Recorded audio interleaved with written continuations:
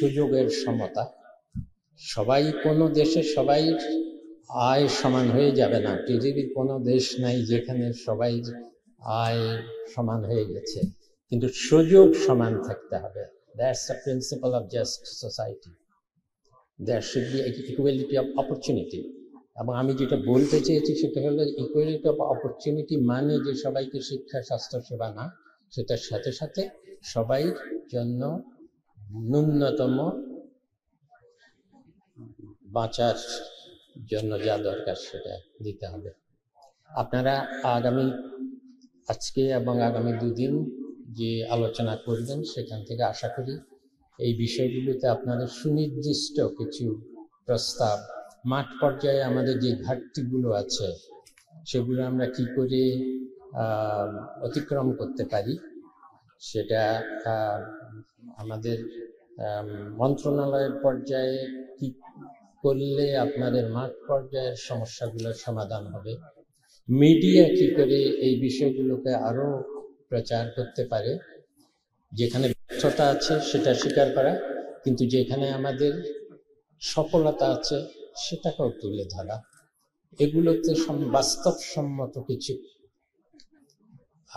যদি গাইডলাইন্স পাওয়া যায়, যেমন যখন আমি বলেছি যে টার্গেটিং এর কথা, এই টার্গেটিং তো শুধু সব এলাকায় যারা দরিদ্র তাদের না, এই টার্গেটিং এর মধ্যে আছে আমাদের কিছু অঞ্চল আছে, আঞ্চলিক টার্গেটিং আছে।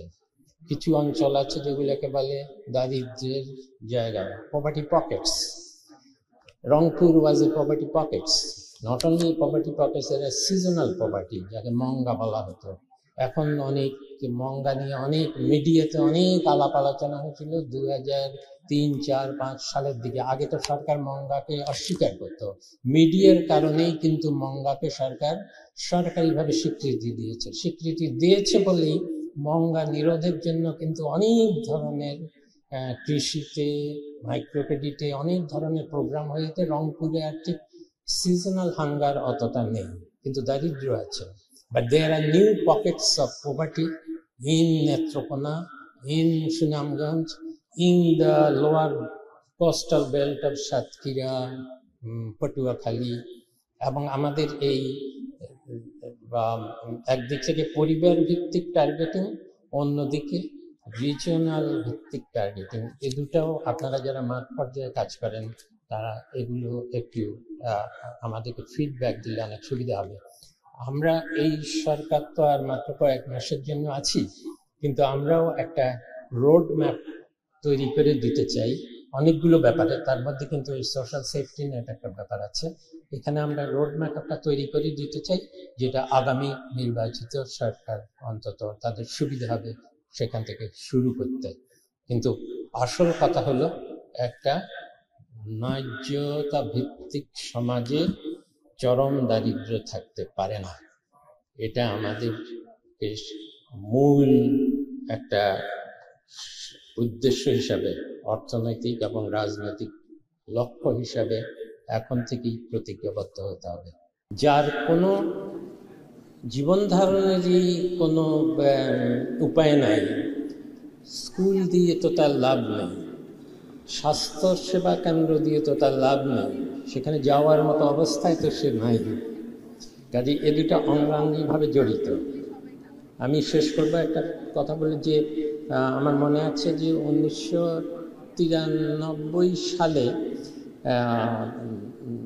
ভারতে সেখানকার যারা অ্যাক্টিভিস্ট তারা এটা সুপ্রিম কোর্টে নিয়ে গিয়েছিলেন। আমাদের মতোই তাদেরও যে প্রিয়াম্বল টু কনস্টিটিউশনে লেখা থাকে যে সবাই প্রাথমিক শিক্ষার অধিকার, সবাই স্বাস্থ্য অধিকার আছে, কিন্তু এগুলো আইনিভাবে ছিল না। 1993 সালের ভারতের সুপ্রিম কোর্ট আইনিভাবে প্রত্যেক শিশুকে প্রাইমারি পর্যন্ত শিক্ষা বাধ্যতামূলক করা হয়েছিল। এতে যারা অ্যাক্টিভিস্ট ছিলেন এদের মধ্যে মিশ্র প্রতিক্রিয়া দেখা দিয়েছিল।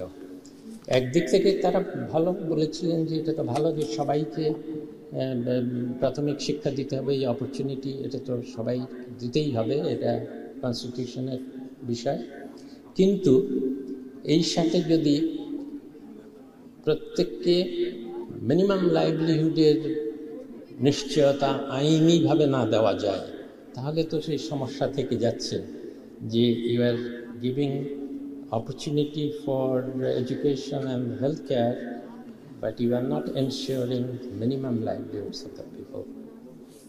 আমি শেষে বলবো যে আমাদের এই যে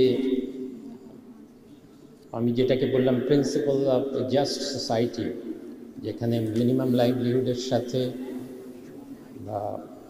বা শিক্ষা স্বাস্থ্য জড়িত, স্বাধীনতার যে মূল্যবোধ সেখানেও সেটা ছিল একটা সাম্যভিত্তিক সমাজ। সেটা আবার গত বছরের জুলাইয়ের গণ অভ্যুত্থানেরও কিন্তু সবচেয়ে একটা বড় বিষয় হলো আমরা সাম্যভিত্তিক সমাজ চাই।